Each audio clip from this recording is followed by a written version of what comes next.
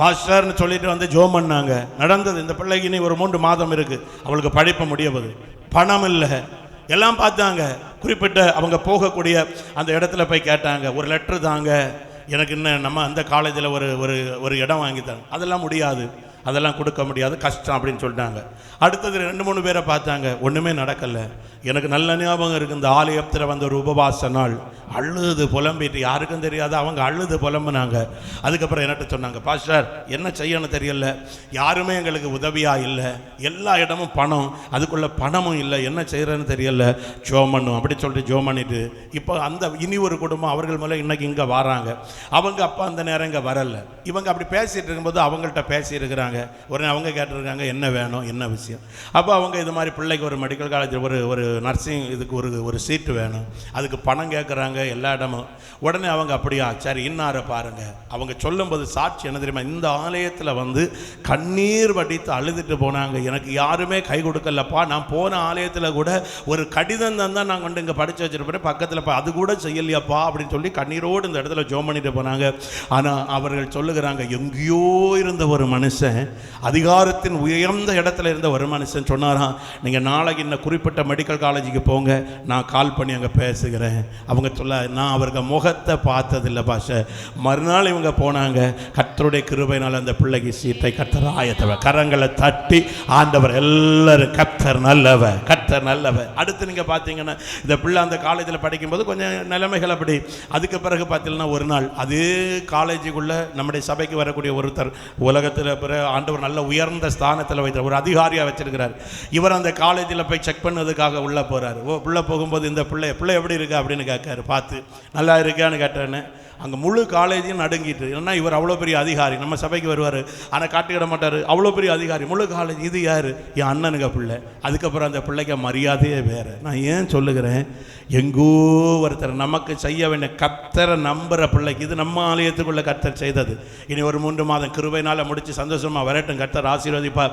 எதுக்கு சொல்லுகிறேன்னா, கர்த்தரை நம்புகிற தேவனுடைய பிள்ளை. அது எந்த நிலைமை, இன்னைக்கு எத்தனை பேர் சொல்லுகிறீங்க, என் பிள்ளைய படிக்க அதுக்குள்ள கோடிகள் நட்ட இல்லை, என் பிள்ளைய கல்யாணம் பண்ணி கொடுக்க அதுக்குள்ள லட்சங்கள் நட்ட இல்லை, எனக்கு பிள்ளைக்கு எதாச்சும் செய்ய, நான் இயேசுவின் நாமத்தினால சொல்லுகிறேன், அவர் அப்படி அவர் குப்பையிலிருந்து எடுத்து உயர்த்தி ராஜாக்களோடு உட்கார பண்ணுகிறவர், நாம் ஆராதிக்கிற கர்த்தர் என்பதை ஒரு நாள் இன்னைக்கு இந்த வார்த்தை இருதயத்துக்குள்ள வச்சிருங்க. ஆண்டவரே, நான் ஆராதிக்கிறவர். ராஜ ஸ்திரீயா இருந்த அவளுடைய வாழ்க்கை, சாதாரணமான ஒரு தாய் தகப்பன் இல்லாத இருந்த ஒரு மகளை கர்த்தர் கொண்டு போய் ராஜ சன்னதியில் உட்கார வச்சு, ராஜ ஸ்திரீயாய் மட்டுமல்ல, இந்த தேசத்தில் நீ எது கேட்டாலும், இந்த ராஜ்யத்தில் பாதி கேட்டாலும் உனக்கு தருகிறேன், அப்படி சொல்லும் அளவுக்கு தேவன் உயர்த்தி இருக்கிறார். அடுத்தது, இவள் இவ்வளவு ஆசீர்வதிக்கப்பட்டு ஆண்டவர் தெரிஞ்சுக்கிட்டாரு. இப்ப தாய் தகப்பன் இல்லாத ஒருத்திய கர்த்தர் தெரிந்தெடுத்து கர்த்தருக்கு ஆண்டவருக்கு பிள்ளை அவளை வந்து ராஜ சன்னதியில் உட்கார வச்சாரு. அவள் இவ்வளவு உயர்த்தப்பட்டதுக்கு காரணம் என்ன? எல்லாரும் சத்தமா சொல்லுங்களேன். ஹல்லேலூயா. தெரிந்தெடுக்கப்பட்ட யாருமே இல்லை, ஆனால் ஆண்டவர் தெரிஞ்செடுத்தார். ராஜாவுக்கு மனைவியா மாற்றி உயர்ந்த ஒரு இடத்துல ஆண்டவர் கொண்டு வைத்திருக்கிறார். காரணம் என்ன? நான் சமீபத்தில் நமக்கு பக்கத்தில் ஒரு பாஸ்டர் இருக்கார், பக்கத்துலனா கொஞ்சம் தூரத்தில். அவர் கொஞ்ச நாள் நம்ம ஸ்தாபனத்தோடு இணைஞ்சிருந்தார். அப்போ ஒரு நாள் நீங்கள் பார்த்தீங்கன்னா, எனக்கு தெரிஞ்சு எத்தனையோ வீடு, ஒரு மாதம் அந்த வீட்டு வாடகை 1000 ரூபா போட்டாலே 52,000 ரூபா வரும். அவர் ஒரு நாள் சாட்சி இப்படி சொல்லிட்டு இருக்கும்போது சொன்னார், எனக்கு மனைவி ஒரு ஆலயத்தில் ஒரு பாஸ்டர் வீட்டில் உதவி செய்கிறவங்க, அங்கே பாத்திரம் கழுவி ஆலயம் பெருக்கி பாய் போட்டு அப்படி உதவி செய்கிறவங்க. அவருக்கு மனைவி, அவர் சொல்லுவார், அவருக்கு மனைவி ஒரு ஆலயத்தில் ஒரு ஆத்தங்கிற ஓரத்தில் கொஞ்சம் போல புறம்போக்கு நிலத்தில் ஒரு சின்ன ஓலை குடிசை கட்டி அதுக்குள்ளே இருந்தவ தான். அப்படி இவரும் அதே போல் 1 சென்ட் பூமி இல்லாமல் இருந்து கஷ்டப்பட்டு வந்தவர். அந்த பாஸ்டர் வந்து இந்த மகளை அந்த மகளுக்கு பாஸ்டர் வந்து கல்யாணம் பண்ணி கொடுத்தார். ஆரம்பம் ஒன்றுமே இல்லை. ஆனால் இன்னைக்கு நீங்கள் பார்த்தீங்கன்னா, அந்த பாஸ்டர் மனைவி நான் சொன்னேன் இல்லையா, அவங்க வந்து ஒரு சின்ன ஆலயத்தில் பெருக்கி பாய் போட்டு பாஸ்டருக்கு வீட்டில் பாத்திரம் கழுவி இப்படிப்பட்ட வேலை செய்தது. இன்னைக்கு அது மட்டும் இல்லை, அந்த ஒரு சொந்தமான இடம் கூட இல்லை. இன்னைக்கு அந்த அவருக்கு பாஸ்டர் மனைவி போன டிசம்பர் மாதம் நினைக்கிறேன், நான் கொஞ்சம் துணி எடுப்பதற்காக நான் வேர்க்கிழமைக்கு போயிருக்கிறேன். அங்கே அவங்க வந்திருக்கிறாங்க. என்கிட்ட பேசும்போது என்னன்னு கேட்டேன். அவங்க சொல்ல, அநாத பிள்ளைகளுக்கும் நிறைய பாஸ்டர்மார் ஒரு மாதம் இன்னைக்கு எவ்வளவோ 1000 கணக்கில் ஏழைகளுக்கு கொடுக்கக்கூடிய ஆசீர்வாதத்தை கர்த்தர் கொடுத்து ஒரு ஊழியக்காரன மனைவியாய் கர்த்தர் ஆசீர்வதித்து உயர்த்தி வைத்திருக்கிறார். இப்போ ஏன் நான் இதை சொல்லுங்கன்னா, எந்த நிலைமையில் இருந்தாலும் ஆண்டவர் ஒரு மனுஷனை உயர்ந்த இடத்துல கொண்டு வர முடியும். எத்தனை பேர் உங்கள் மனது ஆண்டவர் எனக்கு பிள்ளைங்க நிலைமை இப்படி கிடக்கு, எனக்கு கணவனுக்கு நிலைமை இப்படி இருக்கு, எனக்கு இப்போ சூழ்நிலை, நான் இயேசுவின் நாமத்தை எதுக்காக இன்றைக்கு கர்த்தர் இந்த வார்த்தை, நான் இப்போ 7 மணிக்கு 6:30க்கு பிறகு தான் இந்த செய்தியை நான் ஆயத்தப்படுத்தினேன். எனக்கு மைண்டில் இந்த வசனம் ஓடிட்டு இருந்து அதுக்கப்புறம் ஆயத்தப்படுத்தினேன். ஆண்டவர் உயர்த்துவார். அப்போ இப்போ நீங்கள் சிலர் கேட்கலாம், அப்போ பாஸ்டர் நானும் வந்து இத்தனை வருஷம் ஆகுது, நானும் வந்து இத்தனை வருஷம் ஆச்சு, இத்தனை வருஷமாக சபைக்கு வரேன், எங்களுக்கு இனி அந்த இடத்துக்கு ஆசீர்வாதத்தை பார்க்க முடியலையே, எங்களுக்கு இன்னும் அந்த மேன்மை வரலையே, எங்களுக்கு இனி. ஆனால் ஆண்டவர் தருவார். மேன்மை அடையணும்னா நம்ம என்ன செய்யணும்? இந்த எஸ்தர் அவளுடைய வாழ்க்கையில கர்த்தர் இவ்வளவு அவளை ஆண்டவர் உயர்த்துவதற்கு காரணம் என்னன்னா, 2வது அதிகாரத்தில் 20வது வசனத்தை படிங்க.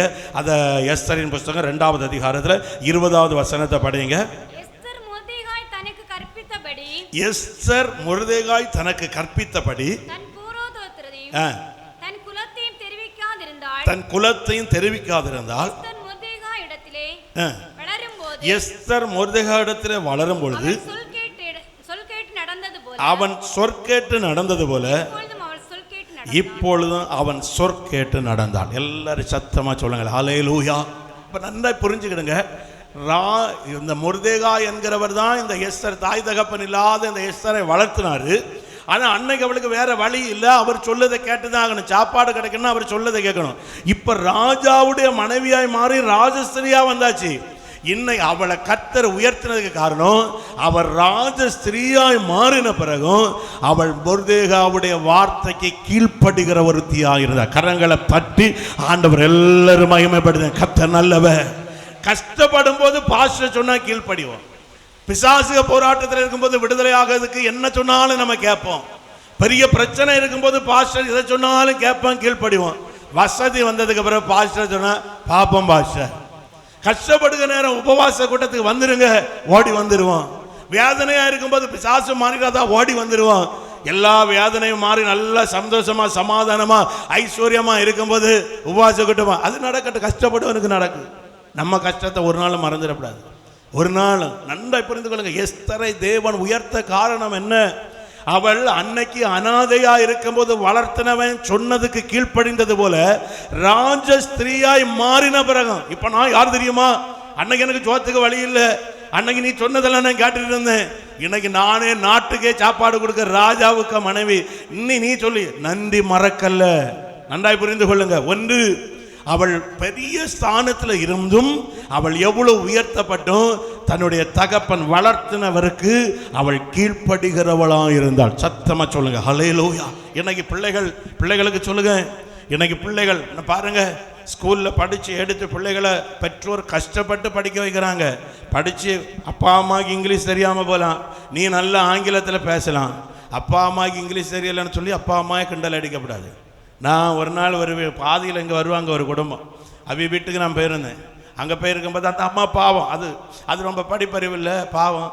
இந்த பிள்ளைகள் ரெண்டையும் அது படிக்க வச்சிருக்கு, இந்த 2 பிள்ளைகள். அப்போ என்கிட்ட பேசிகிட்டு இருக்கும்போது அந்த அம்மா சுகர்னு சொல்ல தெரியாமல், பாஸ்டர் எங்கள் அக்காளுக்கு சுடர் நோயின்னு சொல்லிட்டு இந்த 2 குட்டிகளும் கிட்ட இருந்துட்டு கக்குன்னு சிரிக்குது. எனக்கு ஒன்றுமே புரியலை, நான் அமைதி அப்படியே இருக்கேன். பிறகு திருப்பியும் அந்த அம்மா அதுக்கு தெரியாது இல்லையா, பாஸ்டர் எனக்கு அக்காளுக்கு சுடர் வேறி காலெல்லாம் புண்ணாகிட்டு பாஸ்டர், உடனே இந்த இலைய கட்டி ஹக்குன்னு சத்தம் போட்டு சிரிச்சு. அதுக்கு பிறகு நான் இந்த பக்கம் எனக்கு தட்டி, எப்பா அது சுடர் இல்லாமா சுகரமா படிப்பறிவு இருக்காமா அப்படின்னு நான் கேட்டுக்கிட்டே இருக்கேன். நான் அந்த தான் வண்டியில் ஏறும்போது நினைச்சேன், உனக்கு அம்மையா அன்னைக்கு படிக்க விடாமல் அண்டி ஆஃபீஸுக்கு வேலையை விட்டா, ஒன்றையும் அண்டி ஆஃபீஸுக்கு விட்டுதா சுடர்னு உள்ள வார்த்தை கூட உன் வாயில் வராது. சத்தமத்தனை ஹல்லேலூயா.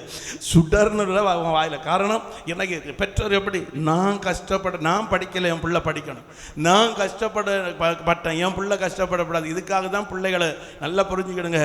அம்மைக்கு ஆங்கிலம் தெரியாமல் தப்பாக பேசலாம், உடனே நம்ம அம்மையை குறை காண்பதில்லை, நம்ம அதை பார்த்து சந்தோஷப்படுவது தான் ஆசீர்வாதம். சத்தமாக சொல்லுங்க. நக்கல் அடித்து கிண்டல் அடித்து சந்தோஷப்படுவதில்லை.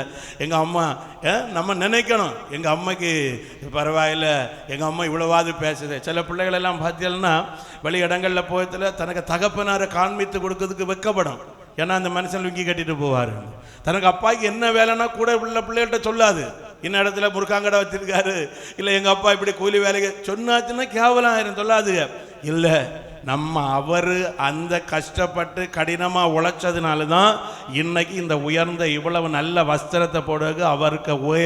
அவருக்கு ஏழ்மை எனக்கு உதவச்சின்னு என்னைக்கும் பிள்ளைகள் மறக்கக்கூடாது. சத்தமாக எல்லாரும் சொல்லுங்க ஹல்லேலூயா. என்னைக்குமே மறக்கக்கூடாது. அதான் வேதம் சொல்லுது பாருங்க, அவள் வளர்த்தினவரை அன்னைக்கு கீழ்ப்படித்தது போல ராஜஸ்தானத்தில் உட்கார்ந்த பிறகு அவள் கீழ்ப்படிந்தாள். இன்னைக்கு நான் மீண்டும் சொல்லுகிறேன், நிறைய பேருடைய வாழ்க்கையில் குடும்பங்களில் ஆசீர்வாத கேடு என்னன்னா, ஆரம்ப நாட்கள் சபையில் வரும்போது எல்லாத்தையும் கீழ்ப்படிஞ்சோம் பிரச்சனை மாறுறதுக்கு. ஆரம்ப நாட்களில் பிரச்சனை மாறுறதுக்கு நான் நிறைய குடும்பங்களை கடந்த நாட்கள் அப்படியே சிந்திச்சு பார்த்தேன். எப்படி இருந்தாங்க அப்படின்னு சொல்லி நான் சிந்திச்சு பார்த்தேன். இந்த லவ் பேர்ட்ஸ் இருக்க பற்றிலாம் நான் அதை ரொம்ப கவனிப்பேன். இந்த மிருகங்களெல்லாம் நான் ரொம்ப கவனிப்பேன். சின்ன குஞ்சியாக இருக்கும்போது என்ன பண்ணுறதுன்னா, அது கொஞ்ச நாள் தாண்டோன்னே தாய் அதுக்கு இருக்கக்கூடிய அதுக்கு கூட்டிலேருந்து தூக்கி வெளியே போட்டுரும். அப்போ நான் பார்த்துட்டே இருப்பேன், ஐயோ மற்றது இப்போ வெளியே தூக்கி போட்டுட்டே அப்படின்னு. அது வெளியில் விழுந்துக்கிட்டு சும்மா சிறக போட்டு அடிச்சு அப்படி. ஆனால் அது அங்கே மேலே அதுக்கு தாய் அங்கங்கேயா தான் இருக்கும்.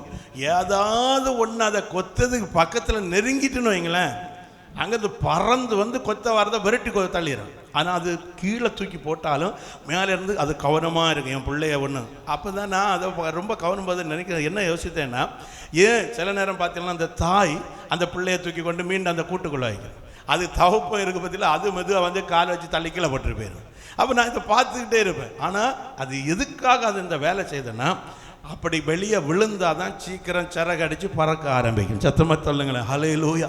இதையும் தாண்டி சிலர் உள்ளே இருப்பாங்க. நான் எனக்கு முதல்ல ஆரம்பத்தில் தெரியாது, இவைய தூக்கி போடுவாங்க, நான் தூக்கி உள்ளே வைப்பேன். இவைய தூக்கி போடுவோன்னு கடைசியில் பார்த்தீங்கன்னா அது வெளியே வர முடியாமல் இவ்வளோ வண்ணத்தில் உள்ளே இருக்கும். அப்போ நம்ம அது செய்யக்கூடிய தப்பு. அப்போ அதே போல் ஆண்டவருடைய பிள்ளைகள் தேவ ஜனம் நாம் எல்லாரும், நான் அடிக்கடி நினச்சி பார்ப்பேன், அதே போல் தான் நிறைய பேர் இங்கே உள்ளே வந்தோம். நிறைய பிரச்சனை, நிறைய போராட்டம், நிறைய நெருக்கம். எல்லாரும் உபவாசம் இருந்து எல்லாம் ஜெபம் பண்ணி கொஞ்சம் சிறகடைய ஆரம்பிச்சிட்டோம். இப்போ அது பறந்து எல்லாம் போயிட்டு எங்கே போனாலும் ஆண்டவரை விட்டுறக்கூடாது. சத்தமாக சொல்லுங்களேன். அங்கங்கே போயிட்டு அங்கங்கே நான் ஏன் சபைக்கு போகணும், எங்கே போனாலும் ஆண்டவரை மறக்கக்கூடாது. ஆனால் ஒன்று சொல்லுகிறேன், நம்ம ஆவிக்குரிய வாழ்க்கையில் கர்த்தர் நம்ம எவ்வளவு உயர்த்தினாலும், கர்த்தர் நம்ம எவ்வளவு ஆசீர்வதித்தாலும், இன்றைக்கி உங்கள் இருதயத்தில் ஒரு எண்ணம் முடிவோடு கூட இருக்கணும், ஆண்டவரே என்ன நீர் எவ்வளோ உயர்த்தினாலும் ஆரம்பத்தில் ஆவிக்குரிய அனுபவத்தில் நான் எப்படி இருந்தேனோ அதை போல நான் இருக்கணும். விரும்புகிறவங்க கரங்களை தட்டி ஆரம்பத்தில் நான் இருந்த உபவாசம் இருக்கணும்ப்பா. ஆரம்பத்தில் என் பிரச்சனை இருக்கும்போது எப்படி ஆலயத்துக்கு வந்தனோ அதுபோல் நீ உயர்த்தினாலும் நான் வரணும்ப்பா. ஆரம்பத்தில் எனக்கு ஆவிக்குரிய வாழ்க்கையில் நான் எப்படி வேதம் வாசித்தனோ அதுபோல் நான் இருக்கணும் ஆண்டவரே. ஆரம்பத்தில் என் வாழ்க்கையில் நான் ஆவிக்குரிய அனுபவத்தில் எப்படிலாம் இருந்தனோ, கஷ்டப்படும் போது என்னை வளர்த்த